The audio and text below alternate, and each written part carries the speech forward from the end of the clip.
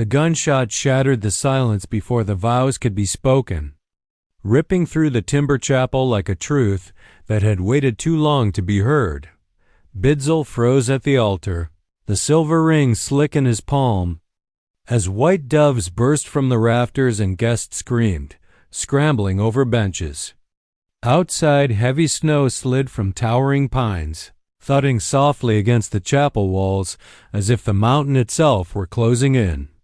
The sharp stink of gunpowder cut through pine sap, candle smoke, and cold wool. The shot hadn't been meant to kill him. Bidzil knew that with the sick certainty of a man who had lived too long on borrowed grace. At the far end of the chapel stood Istas, the woman he was about to marry, her gloved hand trembling as she lowered a small derringer. Her pale blue dress shook with her breath, eyes shining not with fear, but fury barely restrained. Tears streaked her face, but her jaw was set. Unyielding. At the opposite doorway stood Nalin. She wore black, not morning black, but winter black, thick wool pulled tight against her body like armor. Snow clung to the hem of her coat and melted slowly at her boots. Her hair was braided neatly, her expression calm in a way that chilled Bidzil, deeper than the gunshot ever could. She carried no weapon. She didn't need one. The preacher fled through a side door, knocking over a lantern that shattered against the floor. Guests poured out behind him, prayers and curses tangling in the air. Within moments, the chapel was emptied of everyone except the three people whose lives had been bound together by lies. Bidzil stood between the pews, heart pounding so loudly he feared they could hear it. He had crossed rivers swollen with meltwater, hauled freight through blizzards, survived ambushes and mountain passes, but nothing had prepared him for this moment. "Istas," he said, voice rough, barely louder than the wind whining through the cracks in the walls. She laughed. Not softly, not kindly. It was a brittle sound, sharp as breaking ice. "Don't say my name like you deserve it," she said.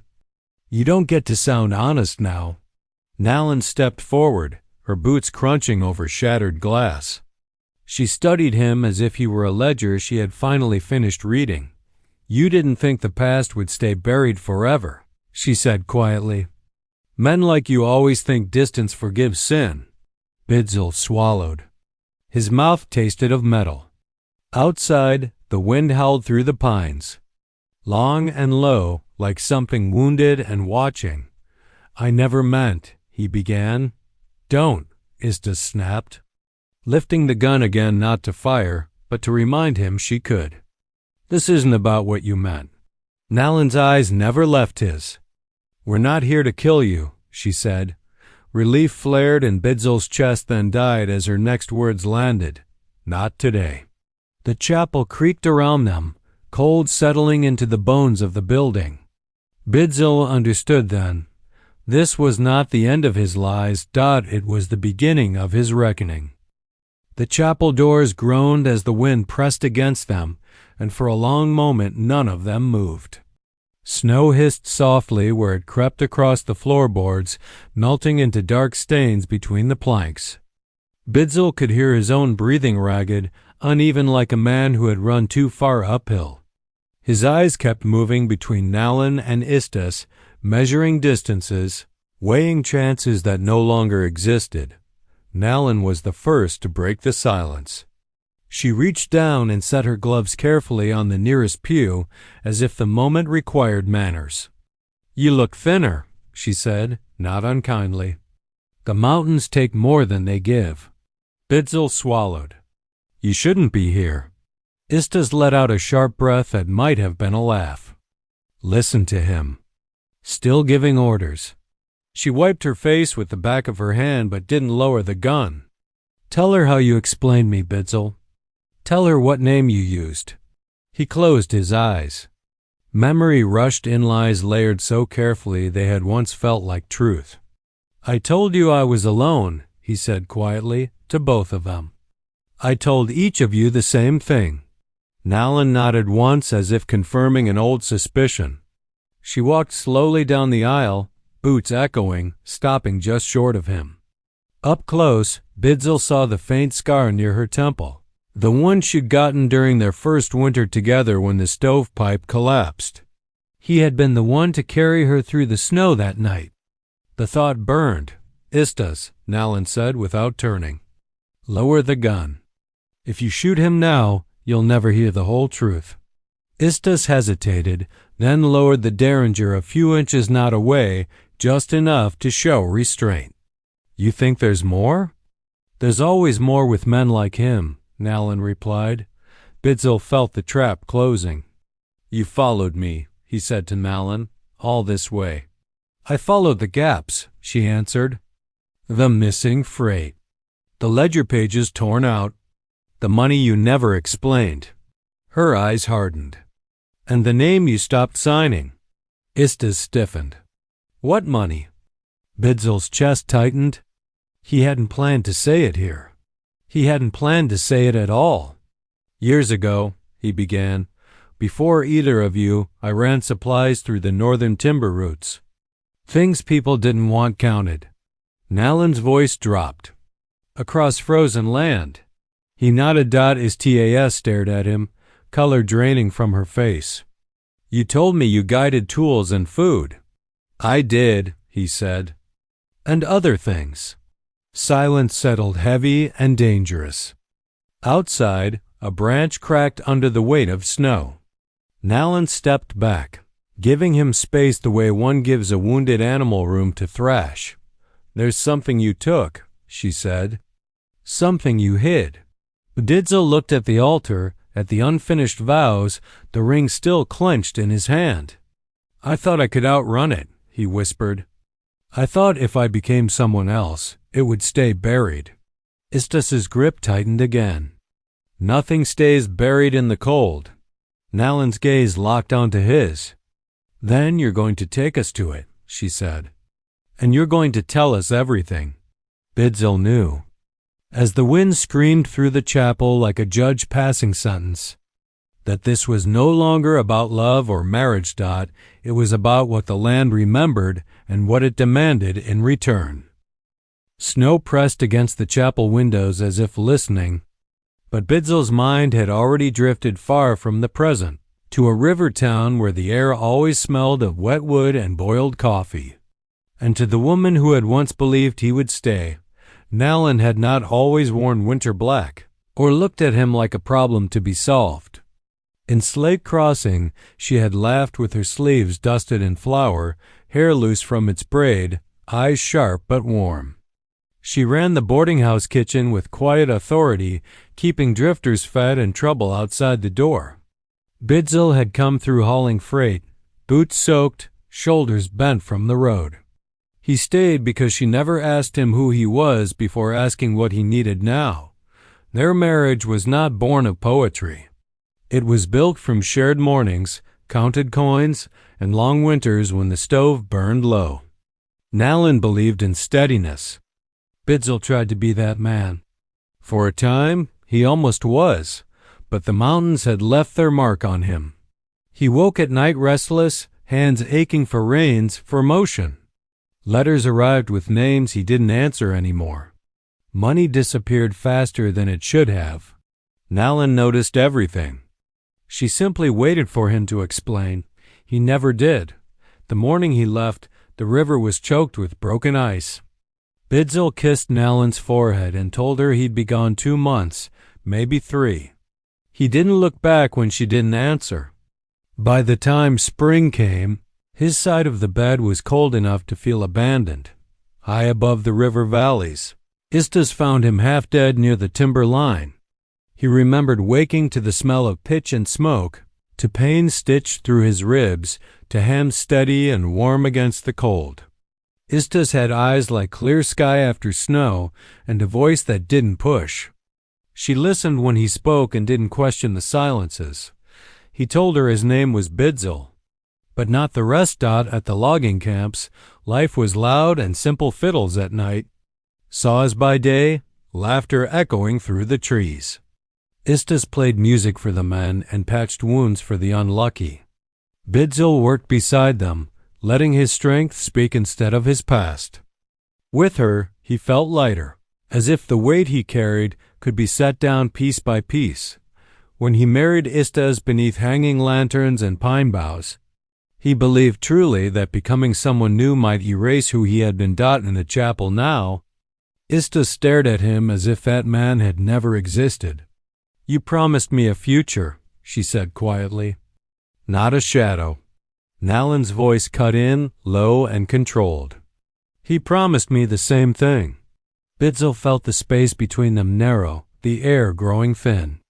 The land outside groaned under shifting snow, patient and unyielding. "I didn't leave to hurt you," he said, though the words sounded weak even to him. "I ran because I was afraid of what would happen if I stayed." Istas's eyes burned. "And now?"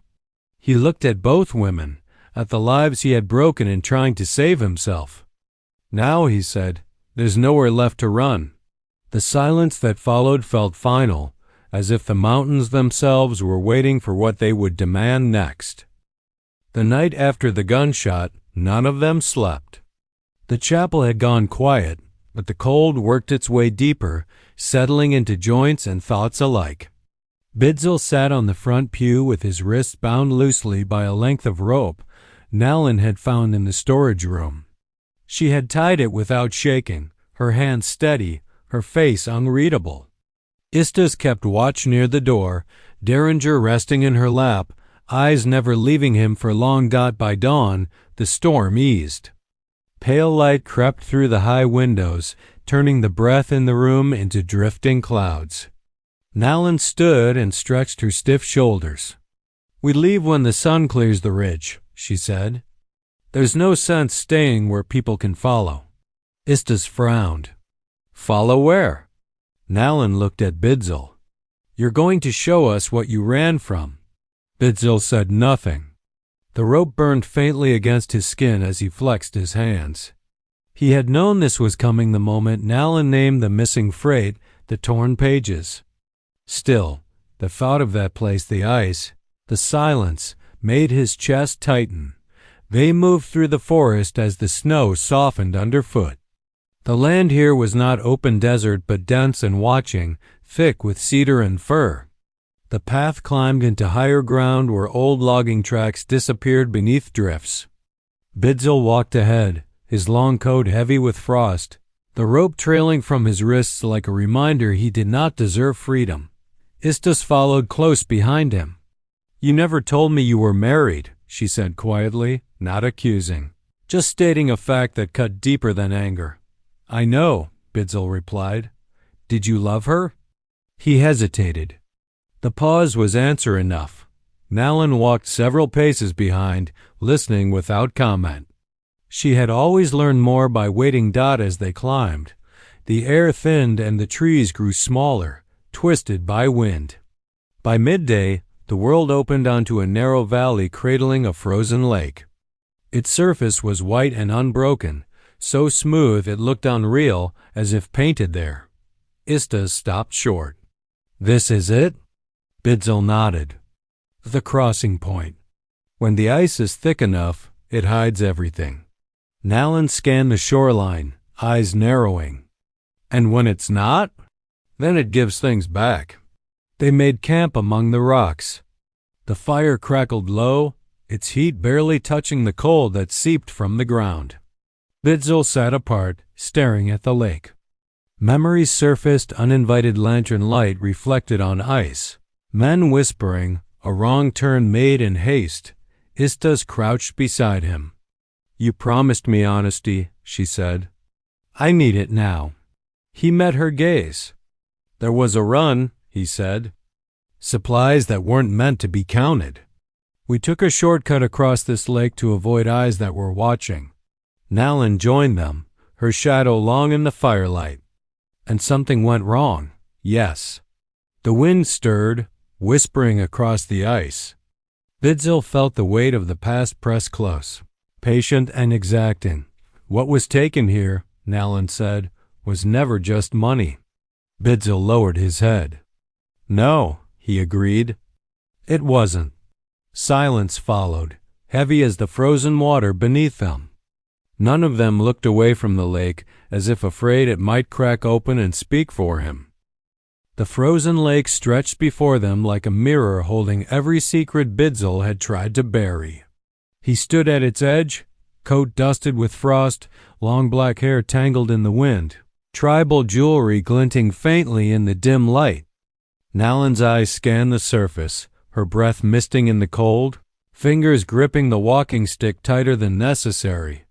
Istas crouched near the fire, face pale, gaze shifting between him and the ice as if the lake itself might speak first.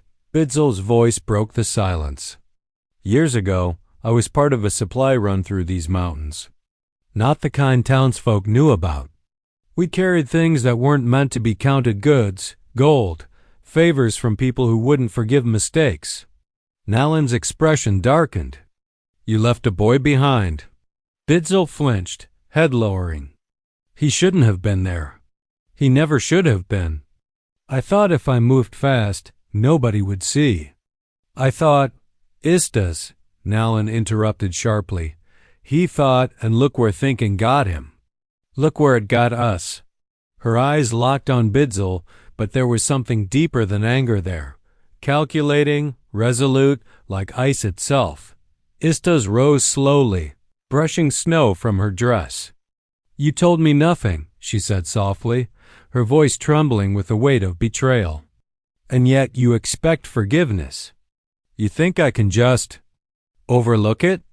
Bidzil ran a hand over his face, the rope cutting slightly into his wrists. I never wanted either of you to know. I wanted to protect you from the mistakes I made. Nalin laughed softly, sharp and brittle, like ice cracking on a river. Protect us? You endangered us. You lied to both of us. And now you expect the mountains to excuse you? He swallowed hard. The truth he had carried all these years pressed him down. There's gold, he said finally, voice low, hidden beneath the frozen lake. I never intended to take it for myself, but I did. And the boy, he got caught in it. I can't undo what happened. Istas stepped closer, her hands still empty. We're not leaving until we see it, until we know everything. Nalin's gaze shifted toward the horizon where jagged peaks cut the sky. Then we take him to the lake. He's going to show us every step, every choice, and we decide what comes next. Bidzil nodded slowly. He knew it was a reckoning he could not avoid. Every lie, every escape, every misstep had led here. The mountains had been patient, the ice unyielding. And now the women who loved and hated him both waited, holding the line between mercy and justice. The wind rose, rustling through sparse pines and sending soft snow across the frozen surface. It was a world that demanded honesty, that waited for the guilty to prove their courage or meet their end. Bidzil felt the weight of it settle over his shoulders, heavier than the coat, heavier than the guilt, heavier than the years spent running from the truth. Istas's voice broke the cold. We move at first light. Nalin nodded. We move together. He leads, we watch. One misstep, one false move, and the mountains decide. Bidzil looked at them both, the women whose lives he had fractured and betrayed. He understood then that the journey ahead was not about survival. It was about confession, about facing every wrong he had committed, and about whether the ice could truly hide the past or if it would finally demand its due. The fire flickered low. The lake gleamed like glass, and the wind whispered across its surface, carrying the promise of truths yet to be revealed. Bidzil awoke to the cold biting at his cheeks, the fire reduced to smoldering coals, the frozen lake stretching like a pale promise before them. Nalin was already on her feet, black coat dusted with frost, scanning the horizon with a measured patience. Istas moved quietly, gathering supplies, her pale blue dress swaying with each step, hands steady despite the tremor in her jaw. First light, Nalin said, voice calm, almost ceremonious. We cross the ice together. You lead, Bidzil. One wrong move, one hesitation, and this lake will decide." Her tone left no room for argument. He nodded, feeling the rope's phantom pressure on his wrists as though punishment lingered even without it. The wind picked up, rustling the few twisted pines that dotted the shoreline, carrying a whisper of the past, the boy he had left behind, the men he had cheated, the gold he had buried beneath unyielding ice. He swallowed hard. Each step onto the frozen surface was a step back into memory, and he felt the weight of every lie pressing down. Istas walked close, keeping one eye on him and one on the horizon, while Nalin brought up the rear. Her presence was quiet but unyielding, a sentinel who would not allow escape. They moved slowly, boots crunching in the thin crust of snow atop ice, the surface glittering and deceptively solid. Each crack beneath their feet was a sharp reminder that the lake remembered. Bidzil stopped at a faint ridge in the ice, tracing the spot where the boy had fallen years ago. He knelt, brushing the snow aside with gloved hands, revealing the faint outline of a rusted box, its edges peeking through the frost. "Here," he whispered, almost apologetically. "This is where it went wrong." Istas leaned close, peering at the ice. "And the gold?" she asked quietly. Her voice was steady, but there was a fire behind it, anger, fear, and a determination that mirrored Nalin's own. Bidzil nodded again. "Beneath it. I buried it deeper after everything." The words hung between them, fragile yet heavy. He looked at Nalin and Istas, two women bound by his deceit, and felt the truth of his situation more keenly than the cold cutting through his coat. "You both deserve to know. Every choice, every lie." Nalin stepped forward, placing a gloved hand on his shoulder. "Then show us." Her eyes did not waver. "We will see this through, and then we decide what comes next." They set to work, the three of them moving in grim silence, shovels cutting into the frozen crust, ice cracking faintly under their efforts. Bidzil felt each strike against the frozen ground like confession, each sound a small absolution. Istas and Nalin worked alongside him, the rhythm of digging and scraping forming a tense, unspoken bond, a pact of enemies perhaps, but a pact nonetheless died as the hours passed. The pale winter sun cast long shadows across the lake, stretching the past into the present. The gold lay beneath the ice now, waiting to be revealed, and the boy's memory pressed close, demanding acknowledgement. The wind whistled across the surface, a mournful accompaniment to their labor, and Bidzil realized with a clarity that cut sharper than any blade. He had not run from the past. He had been leading it forward, and now it had caught him. The day was only beginning, and yet, in that frozen wilderness, the reckoning had already started. The ice groaned beneath their weight as the three of them worked, scraping and prying at the frozen crust. Each movement sent echoes across the lake, bouncing off jagged peaks and the silent timberline beyond. Bidzil's hands were raw from the cold and friction, long black hair plastered to his forehead, tribal jewelry glinting faintly in the weak sun. He dug deeper, each strike of the shovel feeling like an attempt to unearth his own guilt. Istas knelt beside him, snow dusting her pale blue dress, expression taut with tension. "How much farther?" she asked quietly, voice barely rising above the wind's whisper. Bidzil's jaw tightened. "Not far," he said. "I buried it deeper than the boy to hide it from everyone, including myself." He paused, breathing visible in the frigid air. "But the ice doesn't forget. It remembers everything we try to hide." Nalin's dark eyes never wavered from his. "Then it will remember him too," she said, voice low and even. "And you. Every choice, every wrong step." She stepped closer, her presence a cold authority against the bitter wind. "You need to finish this. We need the truth, Bidzil. All of it." The three of them worked in tense silence. The only sound the scrape of shovels against ice, the occasional groan of shifting frozen water, and the wind threading through the sparse pines along the shore. Minutes stretched into hours, each one heavy with anticipation, until the surface finally gave way to reveal a rusted iron chest. Bidzil knelt beside it, gloved hands trembling as he brushed away the last layer of frost. The chest was small, unassuming, but it held the weight of every secret he had carried: gold coins, ledgers, letters, and mementos of a past he had tried to bury beneath both snow and time. He exhaled sharply, the sound cutting through the frozen silence. Istas leaned in, her eyes scanning the contents. "This is everything?" she asked, voice tight. Bidzil nodded. "Everything I didn't want you to see. Everything I tried to hide from both of you.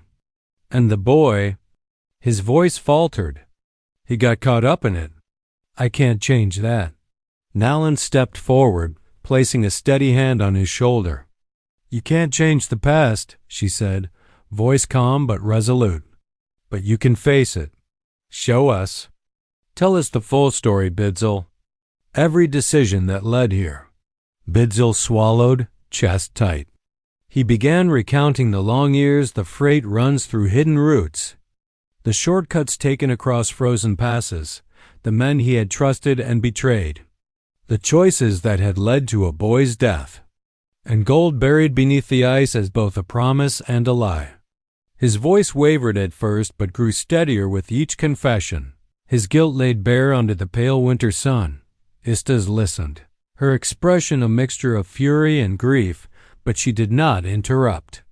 Nalin remained composed, silent, and watchful, a living reminder that the mountains had seen all and judged even more.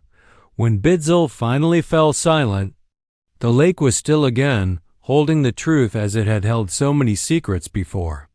The wind rustled the trees and skittered snow across the frozen surface, but the air between them felt heavier, charged with understanding and the unspoken question of what would come next.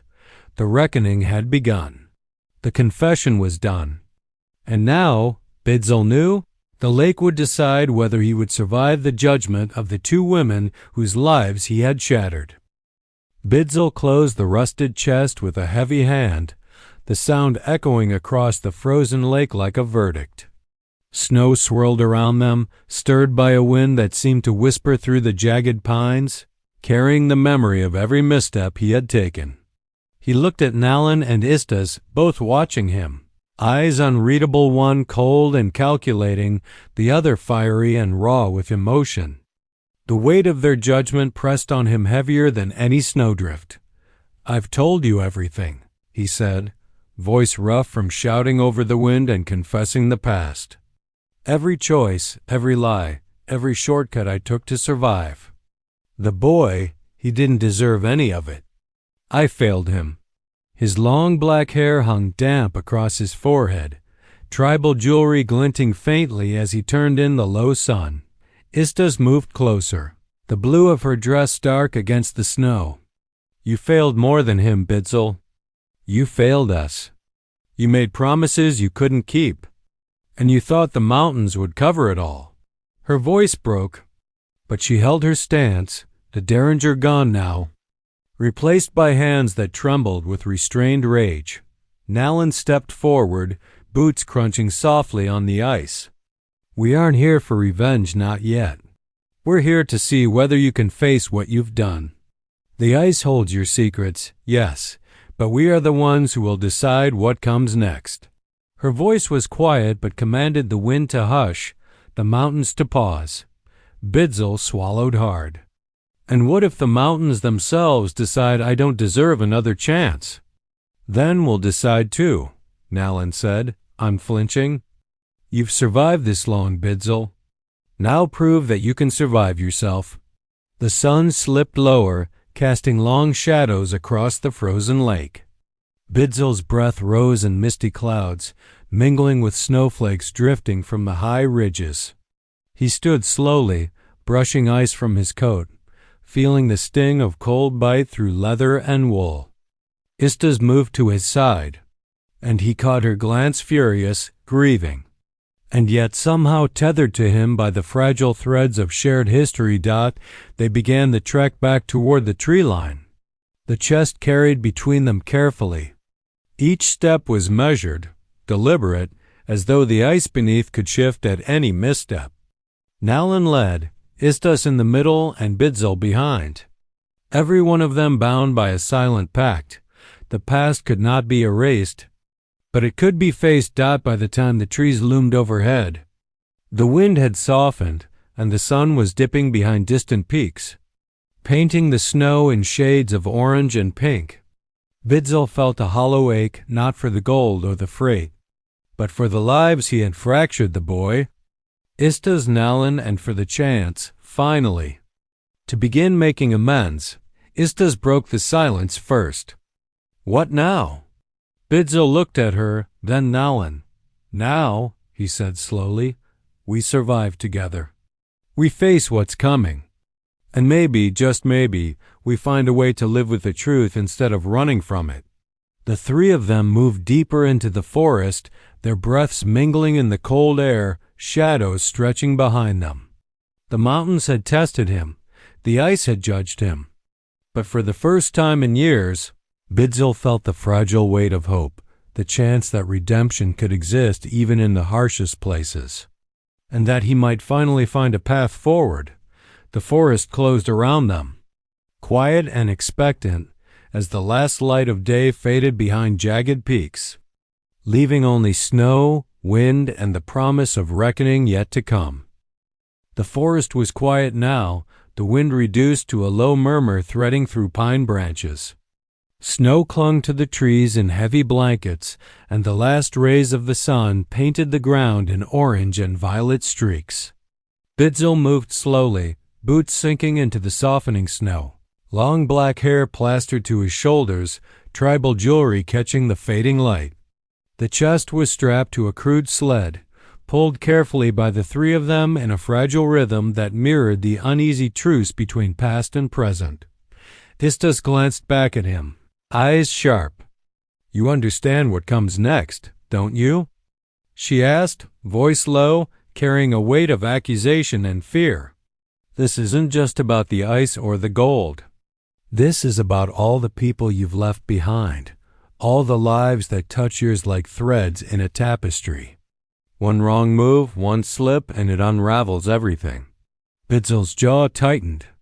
"I understand," he said, though the truth was more complicated. He understood the danger, yes, but he also understood that no apology could erase the past. Only action could carve a path forward. Nalin walked a few paces ahead, scanning the horizon with unyielding precision. "The town is not far," she said.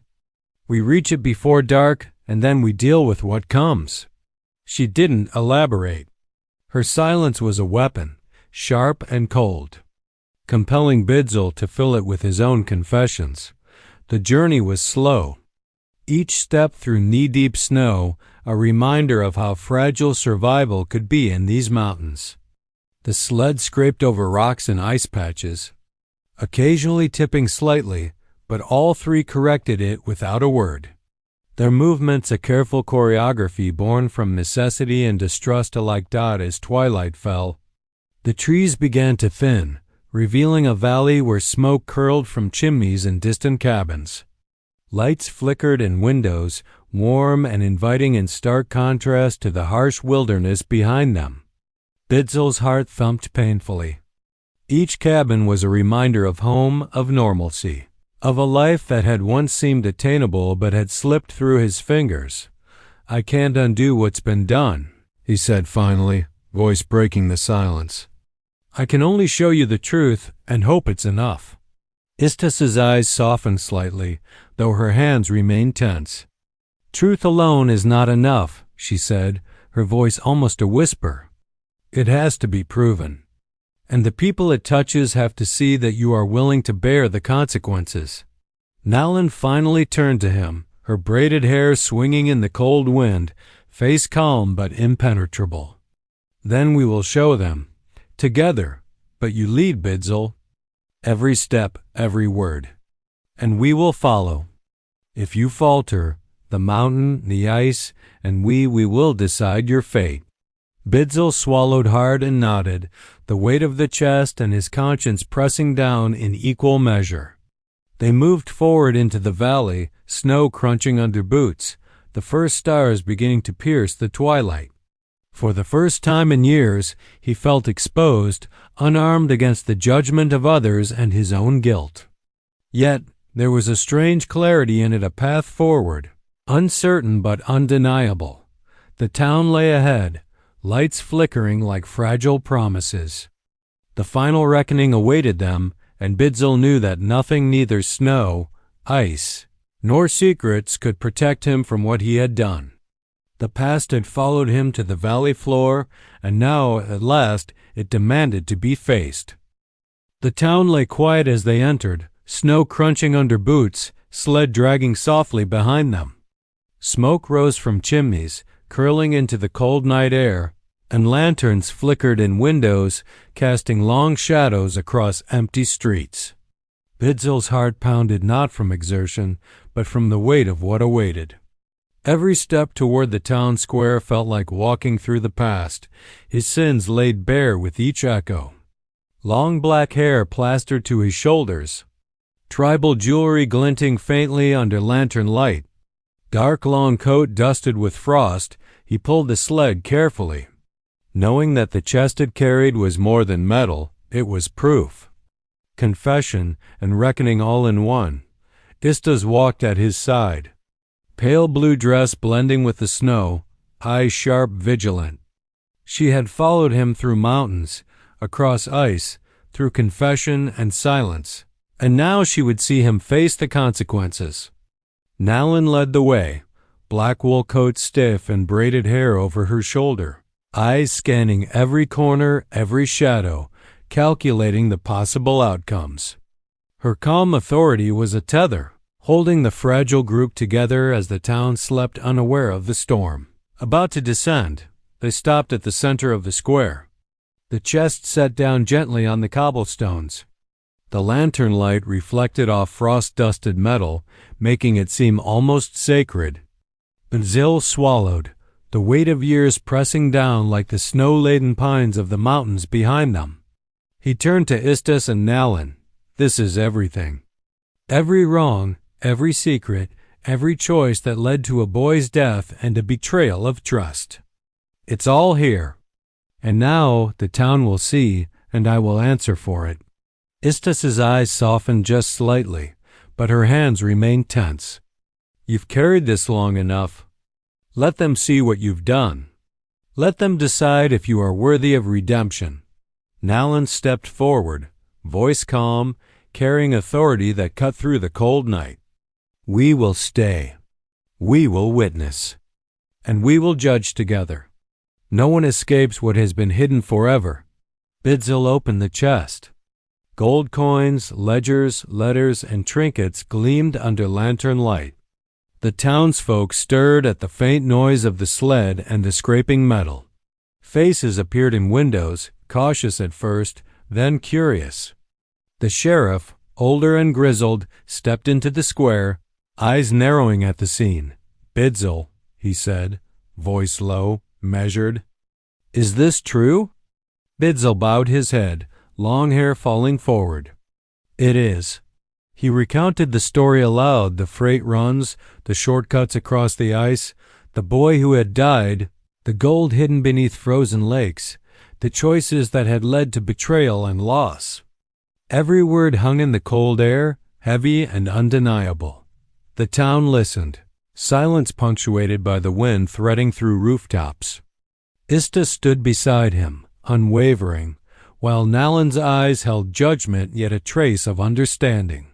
When the tale ended, the townsfolk murmured among themselves, the gravity of the confession settling over the square like freshly fallen snow. The sheriff nodded slowly, then turned.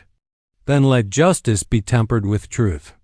Bidzil exhaled, relief mixing with lingering guilt. Istas placed a hand on his arm, steadying him, while Nalin rested a gloved hand on his shoulder. In that moment, the past and its burdens were acknowledged, the reckoning complete. Snow fell softly on the town that night, covering sins and truths alike. Bidzil, Istas, and Nalin stood together, the weight of mountains, ice, and secrets finally lifted, knowing the road ahead would be hard, but at last honest. For the first time in years, Bidzil felt the fragile promise of redemption, the chance to live not as a man running from his past, but as one who had faced it and survived.